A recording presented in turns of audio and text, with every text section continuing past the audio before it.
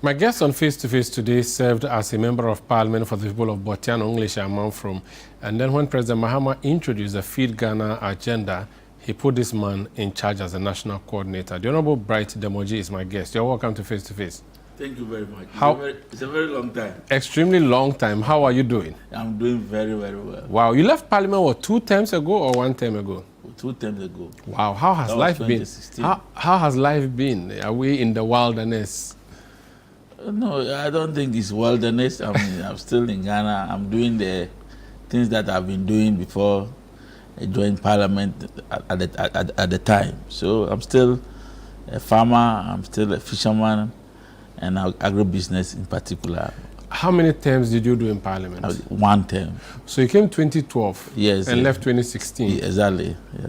Let me remember. Did you lose internal primaries or you lost the main election? No, it's the main election. 2016 disaster. So MPP took it from you. That was when Sly Mensa. No. Sly Tete, sorry. No. One Alaji. Alaji, okay. Yes. So he then was defeated by Sly Tete. Yes. In 2020. In internal primaries. Internal primaries. Oh, yes. Okay. So since you left, there has been one MPP MP, another MPP MP. Currently, is it an NDC seat? NDC seat. You won it. Yes. Who is your new MP now? Okle. Okay. Akwete. Okay. Yes. Explain to me about, and forgive me, we'll talk about Feed Ghana, but Botiano, English and Manfrom. Yes. What kind of people are there? Is it Ghana land occupied by Evers? Or what kind of place is it? Or is Fanti land? No, it's a Ghana land. Precisely. The English and Manfroms and the Botianos are Gans. It's a Ghana land. But it's a cosmopolitan community. We have the Ewes settling along the coastal community. Which is what you are. Yes. Botiano, part of Chokome, which is a typical Anglo community. Then we have the Aigbe town itself, which is also an Anglo community. So the Gans, and within the Anglos that are typically fisher folks, we have the Dangbes too. Okay, you have Dangbes as well over there. Dangbes also form a very huge majority in Botiano. In the Botiano township itself, we have a lot of Ningos that are there. Then, in Botiano, which is the Tuba community, all of them are the Dangbes, they are Ningos. Oh. But they are Ningos who are also Muslims. So Sly Tete is a Ningo? Yes. So that's where he used to enter the constituency? Yes. And you are Ewe? Yes. So you also, so where's your home in the constituency? Myself, my people are in Chokome. So that's an Ewe area? Yes. But there are also Gans there? Yes, Chokome is in the middle of Botiano. I thought Tuba was Zongo Muslim. Tuba is Zongo, kind of but it's Dangbe Zongo. Oh, okay. So they are Muslims, but they are Dangbes? They are Muslims, but they are from Ningo, typically. Oh, okay. Yeah, they are Dangbes. So over there, people speak Dagme, speak Ewe, speak Gan? They speak Gan. But in the Zongo, they speak Hausa too as well. How about Chi? Is it also, so are there Ashantis also? You know, generally because it's closer to central region, when young men are moving from the central region to Greater Accra, you receive some of them in Ewudu East, which is Kaswa. Some trickle down to Botiano, English and Manfrom. So the Fantis are there, but they don't form a majority group because they are not at one particular locations. Okay. But they are scattered within. But because they are not located at a particular place. You know, even in English and Manfrom, there's an Ewe community in English and Manfrom called Tokuse. You understand me? So yes, there's a huge majority of the Ewes or the people from the Volta region descent in Botiano, English and Manfrom. I noticed that the woman who replaced Hawa Kumsin as MP for Awutu Senya is Koyo. Yes. She's Dangbe. Yes. So does it mean there are a lot of Dangbes and Evers in that stretch? Because from Botiano, there's Wejak Bawe. Yes. Then there's Botiano, English and Manfrom, right? Yes. Before there's Awutu Senya East, correct? Yes. That's the arrangement of the constituencies. Yes. You are all coastal. Normally, or Weja is not coastal. Weja is not coastal. Wejak Bawe is not coastal. So after Ablekuma West, the next coastal constituency is Wios. After Ablekuma West, yes. we share boundary with Ablekuma West. So you are the next coastal. So Wejagbawe is off. And Wejagbawe is not a coastal community. But they also have that because she's a Dangbe. Koyo is Dangbe. Yes, that is Kaswa. Yeah. Yes. Kaswa. That's Kaswa. Senya is okay, Kaswa. Okay. Weja is Jerry Ahmed Shaib. Yes. Okay, and then it continues like that. You know those constituencies, Suotu Manya, Wejagbawe, and Boteno English Amanfro used to be the old Weja constituency, which I used to be the secretary. Oh, that's when the numbers were big. When the Weja results come, they was yes. On the Bantama levels. Yes. Oh, you were NDC secretary for Weja. Yes. Before you ran for parliament. Yes. Why didn't you run again? Or you tried and you failed? No. After losing the 2016 elections, yes. Oh. Why do you give up? You could have won the seat for your constituency. I remember there was an internal rift that led to you. No, I went to contest in my village. You left here? Yes, I contested the fierce elections between myself and the current MP and Sedi Namtamagu. Oh, Baba no. No, it's good to. It's okay. It's a good thing to. But how is NDC doing in Weja, in English Amman from and in Anglo? In English Amman from, yes, it's a seat that you need to do a lot of hard work. There are a lot of interest in there because it's cosmopolitan. So trying to satisfy all the interest group is not an easy task. There's a lot of work that has to be done. It's a very Herculean task. Apart from the external politics, there's inbuilt in the internal one itself. So for you to be able to cross the internal before you go to the external, it is not an easy task. So it's not an NDC safe seat and it's not an MPP safe seat? No. As for, Weja for a very long time. No Weja, English I'm from. Yes, I'm just trying to say that that particular enclave. Yeah, Weja has been MPP. It's not a safe place for to say that it's an NDC stronghold. You can't say that. No. So English Amman from, you have to do a lot of work. You're a member of party. Do you support your current MP, or because you moved to Anglo, you have shut the door on? No. In 2024, there was an instruction by the party hierarchy that all former members of parliament should go and join wherever they are coming from to support their candidate too. So I joined the Botiano team. Apart from the fact that I was working at the national level, I was the deputy in charge, director in charge of, I did a lot of research and intelligence. I was also in touch with the Botiano. I'm part of their campaign team, and we did a lot of groundwork for them. Are you still planning to go to parliament, or you want to look at national party office position? No. I'll be going back to parliament. There's an unfinished business which I need to do. In Anglo? Especially for my fisher folks and the farmers. Yes. Are you a fisherman? Both. I'm a fisherman and a farmer. What do you fish? Crabs or lobsters or what? No. You do sea fishing or river fishing? It's sea fishing. You go carry the net, or you own canoes and people go and do the fishing? I own canoes. Apart from that, I'm a born fisherman. So you go to fishing is my hobby. Okay. It's my hobby. But I'm a rice farmer and a rice processor. Where do you do rice in this Ghana? Avalavi, okay. Yes. Okay, near Akachi. Yes. Okay. I see. That's why I heard Benadavet talking about Avalavi today. I have to call him online. Yeah, my uncle used to live in Avalavi, so I've not been there before, but I have an idea how that place is. Yes. Let's talk a few more things before we talk to you about your feeding thing. Yes. You have won, as an NDC, you have won massively the elections of 2024. Yes. You have a lot of goodwill, but there's a concern that goodwill is fast deteriorating. When you move around, what's the mood on the ground about national development and how we are faring? Yes. On the economic front, people are very happy because, when there is stability in terms of pricing, it helps people to plan very well.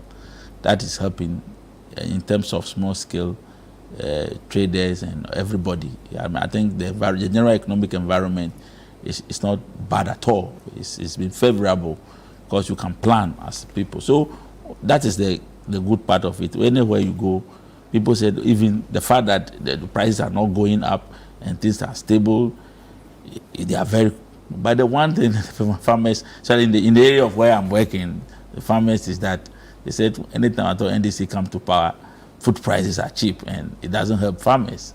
That's why they always say that when NDC is in power, food prices doesn't increase and it doesn't help farmers. So they always try to compare the value of food items compared to the price of cement, because anytime at all the price of food items goes down, the price of cement doesn't go down proportionally. So that will affect the income or the real value of what the farmers achieve. That has been the complaint for farmers. But we've been doing a lot of things in that area. That's how come we're doing what we call the strategic stock system. The first time in Ghana where the buffer stock have been put in a position to do its real strategic work, ensuring that as a country we have a strategic stock. But there's a lot of demand on this government. The expectations are very high. Are you confident and sure that the Mahama government can deliver the people the promise that was made? I think the signals are clear that yes, there is.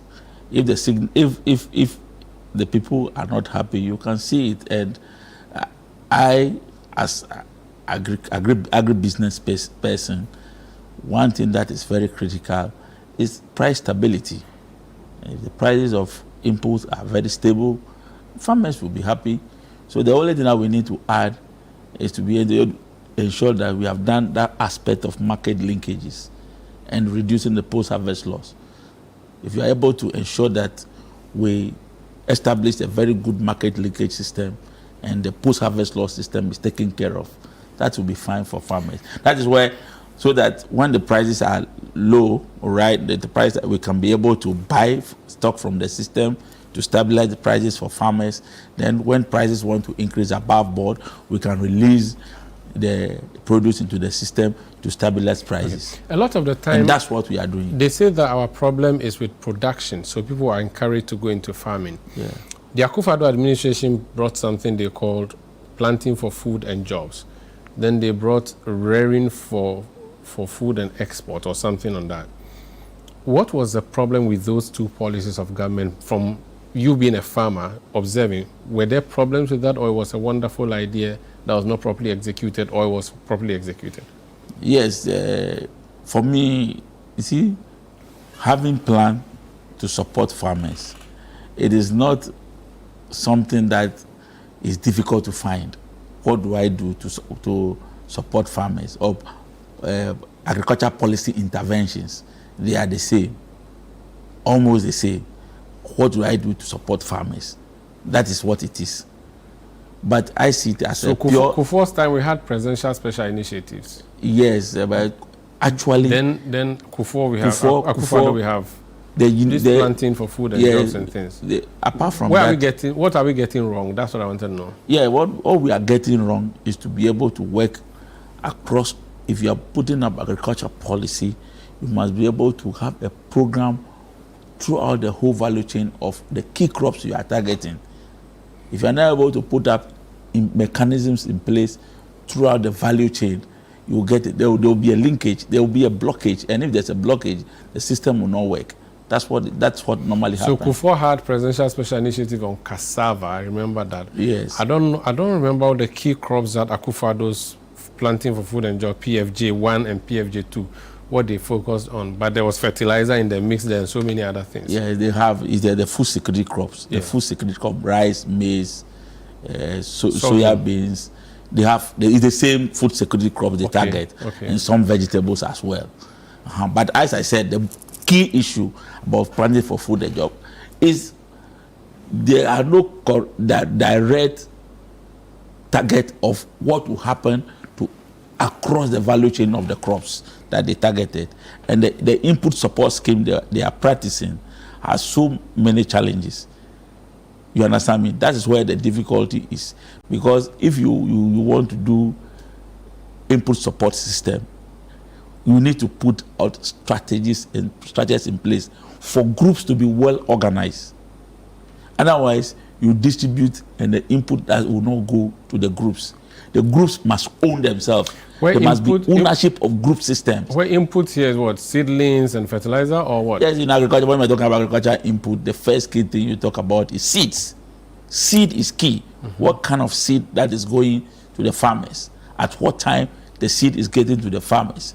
That's also very important. So one, the quality of seeds that you are sending to the farmers and the timely delivery of seed is also very important to the farmer, because you know most of our farmers are seasonal farmers in terms of the rainfall season, and if the rainfall pattern, you didn't deliver those input at the right time, there will be some difficulties for farmers. So quality seeds, two, timely delivery. And if you want to get quality seeds, it means that quality and proper measurement, you have to put proper measurement in place in area of procurement. Because when you are buying volume and you don't put structures in monitoring seeds, people will bring you all kind of things. So that has to be monitored, but the end game is getting the food crops on the market and for people to buy. What the government did, Akufo-Addo government, again, forgive me, I just wanted to mop up a few things. Yes. They started bringing foodstuffs to the Ministry of Agric in Accra for people to go and buy. What do you think of that idea? And if the idea was to bring food crops for people to buy, then it was working, or? You see, the thing is that those policies are not sustainable, because the fact that we are in a glut season or a bumper harvest, and you go and bring foods from the hinterland to Ministry of Food and Agriculture, that place is not a market. If you want to set up food market, then set up a food market.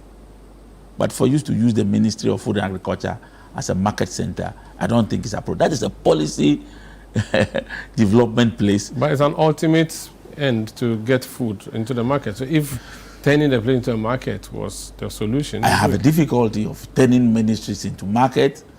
I have a difficulty, and I don't believe that is the appropriate thing to do, because we have market centers. I think it was to prove that there was food in the system, and that. But that's not the only place to prove. And that farmers were being wicked. Yeah, you can go to the market and get the right price of foods. You can go to what do you call it, the shopping malls, to get the right price of food, even though there may be some variation because of locational issue or place in terms of marketing.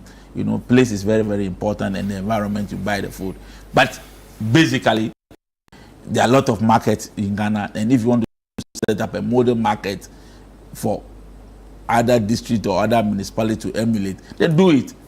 Then we know that you want to set up a food market system that the municipalities should emulate as a ministry, then you must do that. The value chain thing you talked about, does it include, or does it have to include what the people who are called market queens, because they play a big role in our food crop pricing? And does it also include transportation? What is the linkage between the Ministry of Agric and the Ministry of Roads, for instance? Yeah, when we talk about value chain of a particular commodity, talking about from production right to the final consumer. What happens to the commodity or the produce right from production straight to the final consumer? Because any of the processes, in terms of, if there's a production issue, there will be difficulties. If there is a harvesting issue, there will be some difficulty. If there is transportation, there will be some difficulty. If there is even market for the produce itself, there will be some difficulties. So all along the line, you must have a plan for it. Along all the processes, you must have a plan for it. If you don't have a plan for it, you still have a difficulty. That's how come we are having this current challenge in terms of rice glut that we are having, because the point is that we were not expecting that huge production. We just a small interventions, because we've not fully ruled out all our plans, and quickly we have a huge production, and we are now struggling to ensure that we buy the excess from the system, and we are on course. We are buying, and I think that the next 2-3 weeks, this issue of the glut of the rice paddy will come down. Yes, this is Face to Face on ChannelOne Television. I'm Umaru Sandam. My guest is Demordzi. He's the national coordinator of the Feed Ghana program. When we come back, I'll ask him to tell us more on that particular program. Please stay with us.